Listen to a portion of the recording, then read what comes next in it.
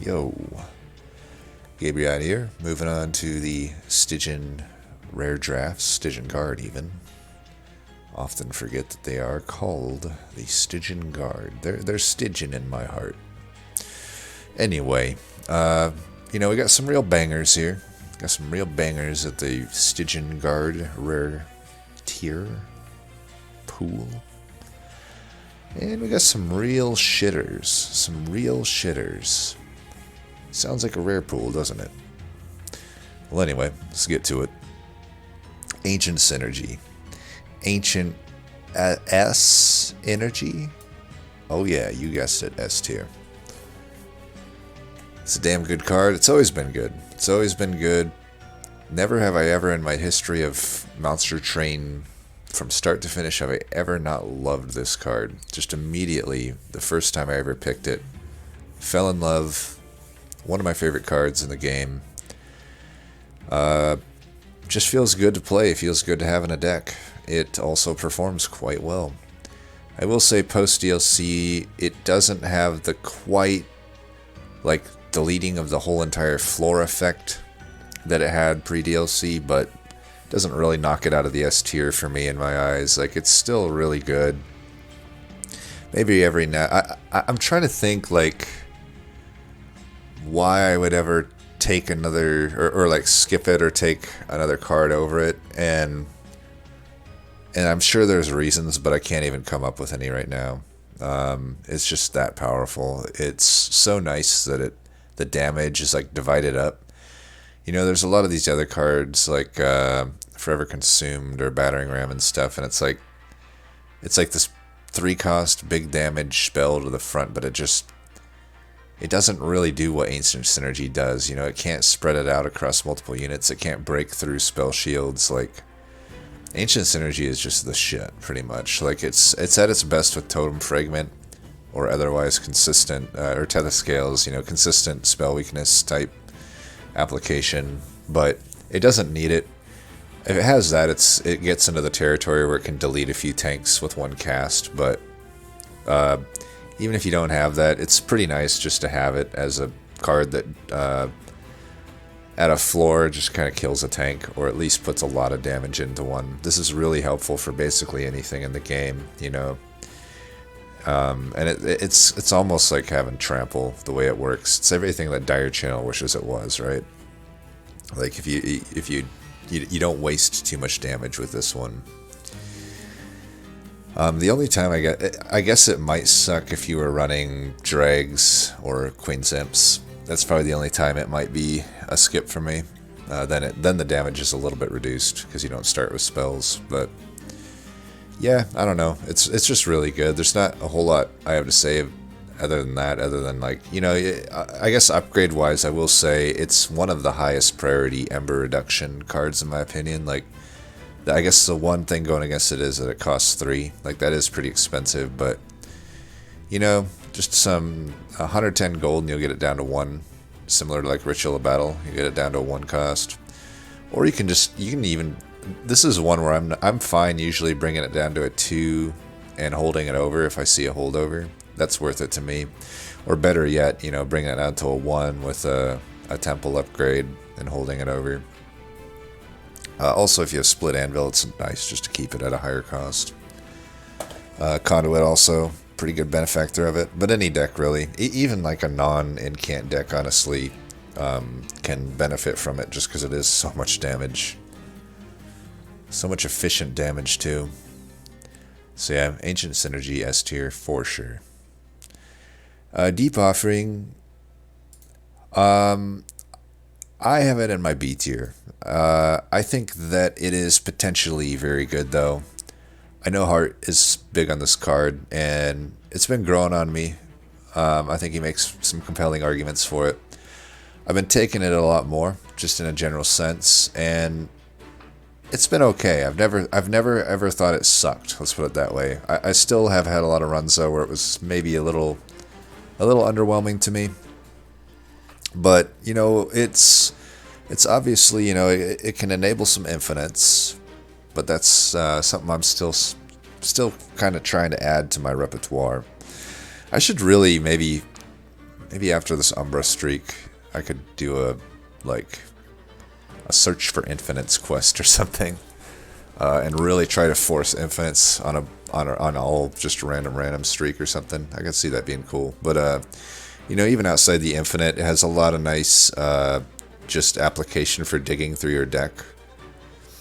Drawing a whole basically basic hand again. It's like cutting down an entire turn usually, more or less of how long it would have took you to get to that card. Man, that sentence was hard to get out. But yeah, and then if you have any offering synergy, it's pretty bonkers good. You get a lot, like let's say you have a few Crypt Builders in hand, Titan's Tooth, Guardian's Totem, whatever, Guardian's Token or whatever. Pretty good. Little expensive though for me. Definitely a lot easier to play if you can get it down to a 0 or a 1 cost. Consume remove sometimes is alright on it. I guess in a lot of infinites you'd have to do that. But yeah.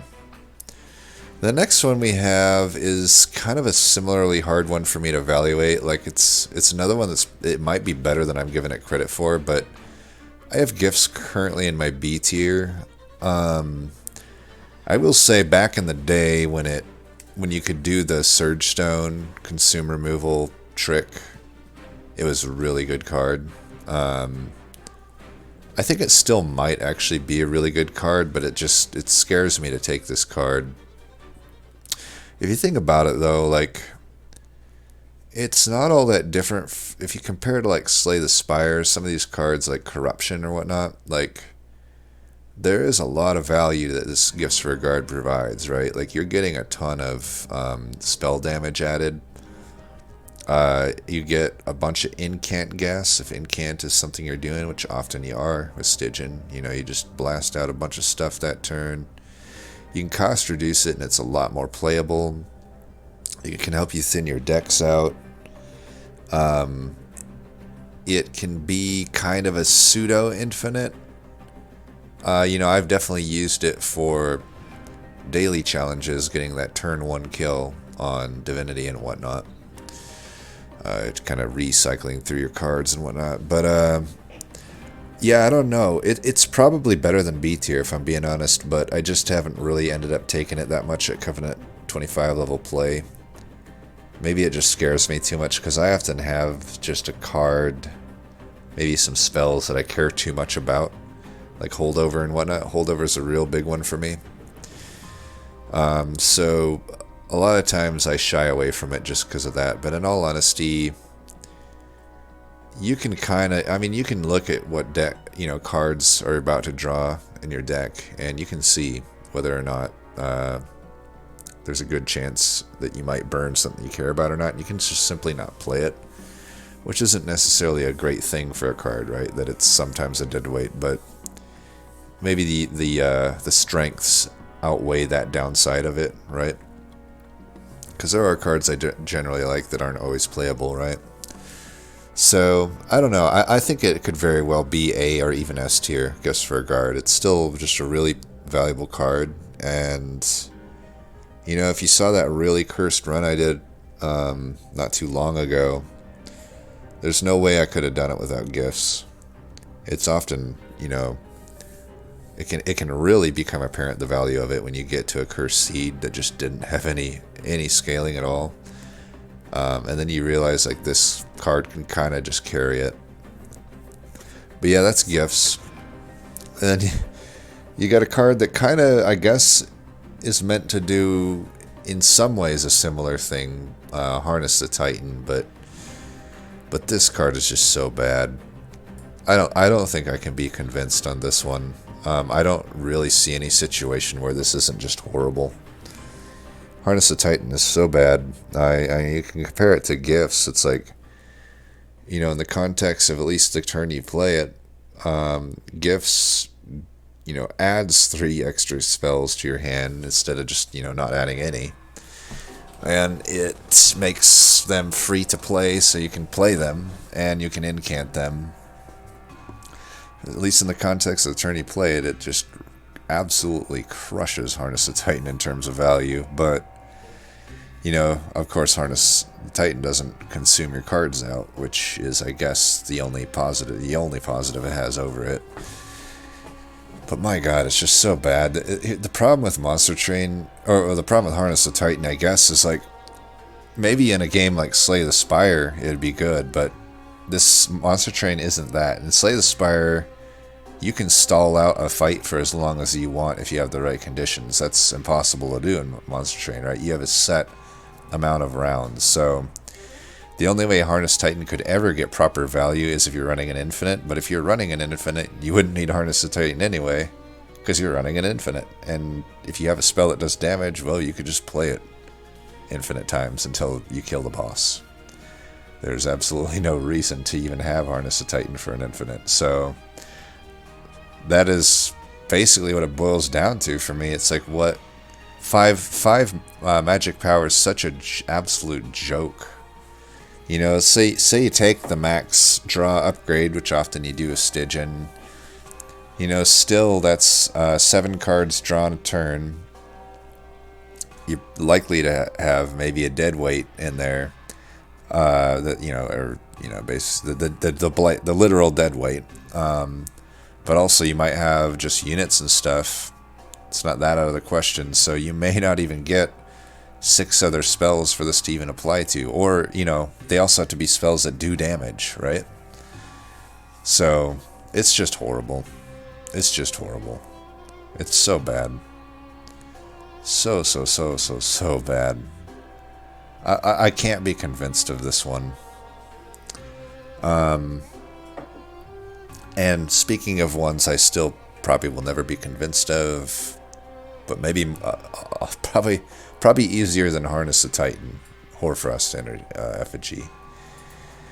They both start with H. Should we make an H? Oh yeah.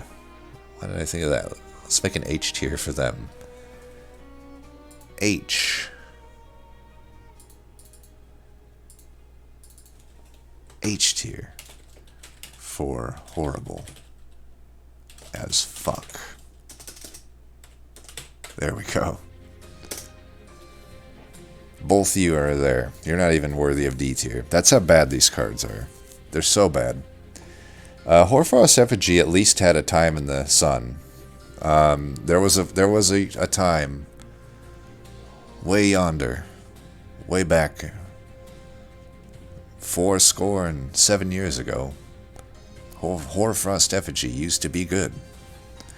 I don't remember exactly all the specifics. I think it costed less. I think it might have even given more frostbite. Don't quote me on that, but main thing was, you know, you didn't deal with the final boss that had fucking Purify. So yeah, it was pretty good back then. You know, you could use it to just stack frostbite. It was so it was a nice, like, you know, if Monster Train were a sport, it would be like the slam dunk of the sport, shall we say. You know, it's the flashy finish to Hoarfrost Effigy, a flying kill. It was a pretty fun thing to see, and I'm sad that it just hardly ever is a thing anymore. I think it actually is pretty bad for the game that something like Hoarfrost Effigy, because here's the thing, even back then it wasn't necessarily easy to pull off Hoarfrost Effigy. Like, I didn't even think it was necessarily OP. I don't know why it needed a nerf, but I guess so. I do think that it was well balanced in that you couldn't always pull it off, but pulling it off just was kind of impressive. Now, I mean, it'd be very impressive if you pulled it off now, but it's like, why put yourself through that? It's so incredibly inconsistent. And it would literally only be useful for that at this point. Like, you have these gigantically wide floors. Like, you can't really justify taking all the frostbite on your floor just to kill one of the 3 tanks, right? Maybe you can, I don't know. Horrible A fuck. Horrible as fuck.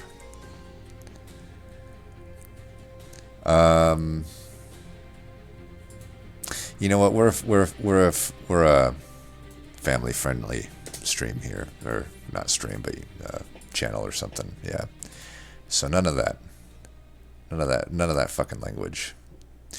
Ice Empire. Ice Empire is one. I've said it on some of these other tier lists. I try to put them out before I look at my data just to see how I feel about them, and then I readjust when I look at the data. I had Ice Empire at the A tier, but after I looked at my data, do you think it went down? It moved. It moved off of A. Do you think it went to B, or do you think it went to S? It went to S.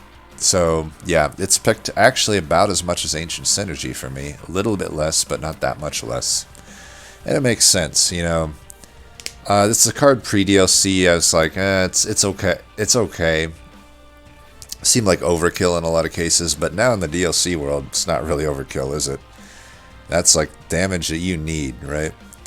And, you know, it's attuned. A few spell damage upgrades on that sucker. Piercing's probably the best one you could find. You know, yeah, it's only single target, but only cost 1. Like a lot of these bad 3-cost single target ones, they're 3-cost, but this one's 1. Yeah, it's Pirebound, but who cares? Like, how often are you setting up top? Like 95% of the time, probably, right?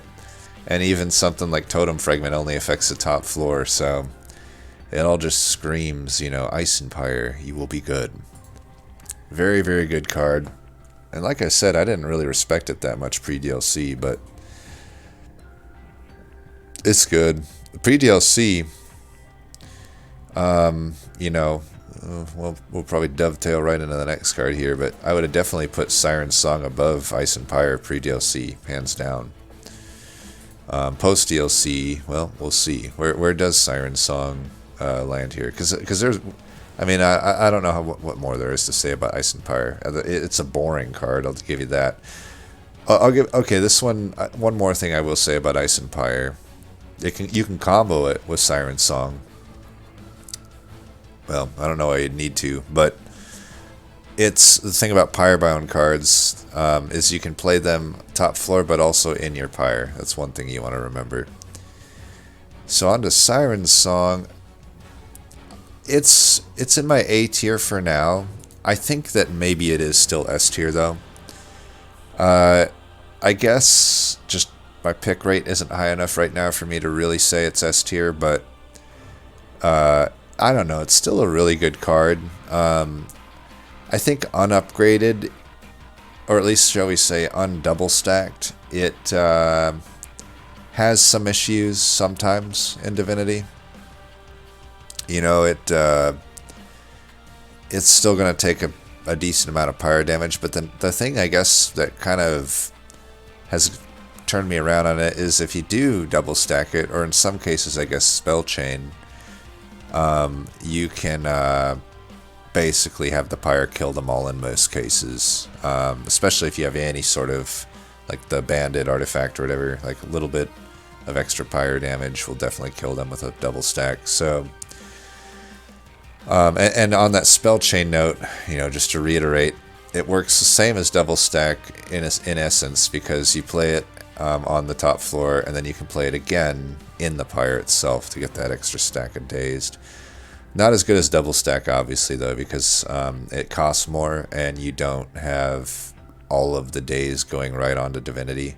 And on that note, Sirens Song is very useful as an intrinsic to just set up top floor against Divinity with some people that might be squishy, say like Primordium or something.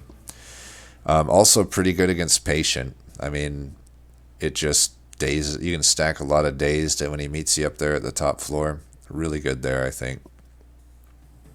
But you know, for whatever reason, I do end up just not taking it that much these days. So maybe it isn't. Maybe it isn't S tier. Right now I don't have it as that. I have it as A, so I think I stand by it. It's hard for me to know. I guess I would just rather have spell damage. I mean, that kind of, I guess, is just seen right here. Like, I'd rather have spells that actually directly kill them versus the Siren Song, which is susceptible to spikes, which kind of needs a double stack, or at least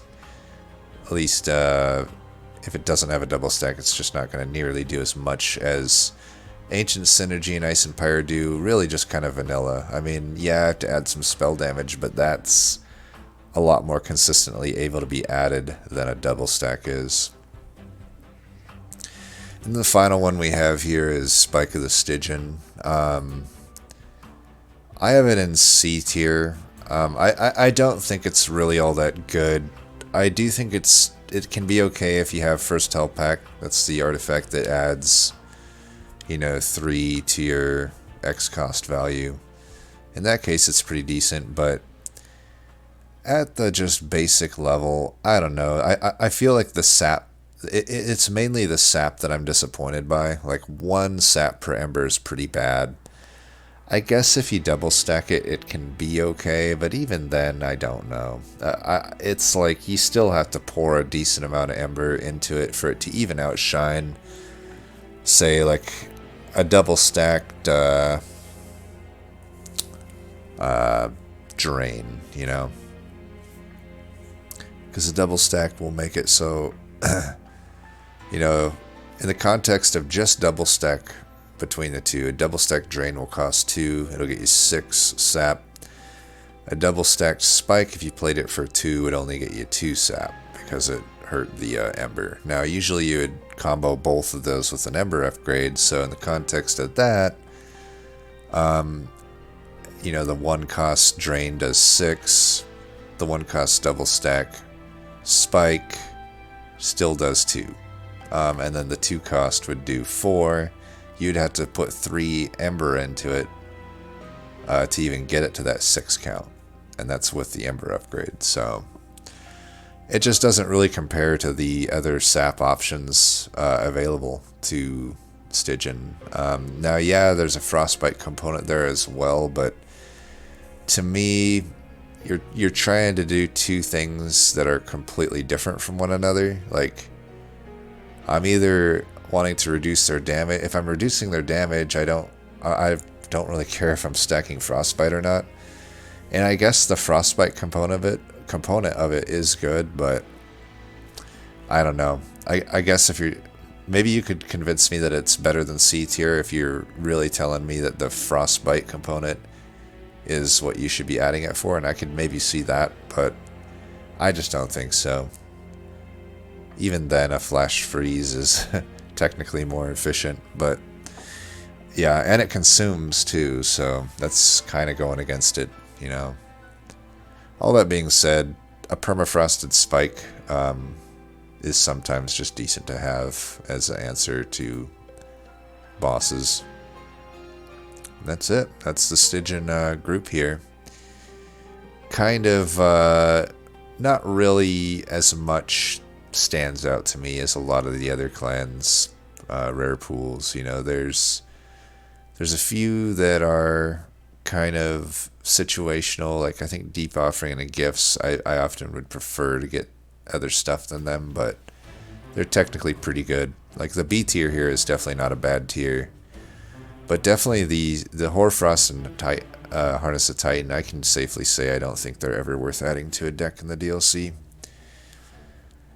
Maybe I'll give you the slightest benefit of the doubt. Maybe you could convince me Hoarfrost has applications, but I don't think you'll ever be able to convince me in Harness of Titan. That being said, I welcome the ability to try, right? If you have an argument for it, let's hear it. I'm not going to shit on it. I like it. I like whatever you guys got to, guys and girls, everything. Everybody, whatever you got to say, I love to hear it. I am tired. I should not do these so late at night from now on.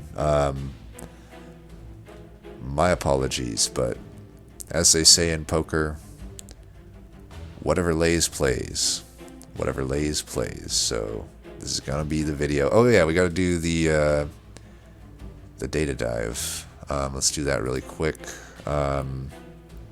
So the top one here is just Ancient Synergy, 25-1. That's a very good showing, right? 25-1 is hard to deny. But then not too far down is Ice and Pyre at 23-1. About the same, right? So that was, by the way, why I said I had it in my A tier, but I moved it up to S after seeing that. I'm like, wow, 23 and 1. Then again, I guess I gotta, shit, I've been caught. You caught me. Ice Storm is 24 and 1. Well, maybe Ice Storm's not worth it. Maybe Ice Storm's better than B tier that I gave it. But you know what? I'm sticking with B tier because Ice Storm's fucked me too many times. Ice Storm, I think if I go back on my date, we'll have a much poorer showing. Actually, you know what? We'll do that. We'll do that for fun. Why not? But let's look through the others. Where is Sirens Song? See, Sirens Song is significantly down here in take rate. 12 and 2. Even has another loss to its name than our S tiers, which are taken double the amount, right?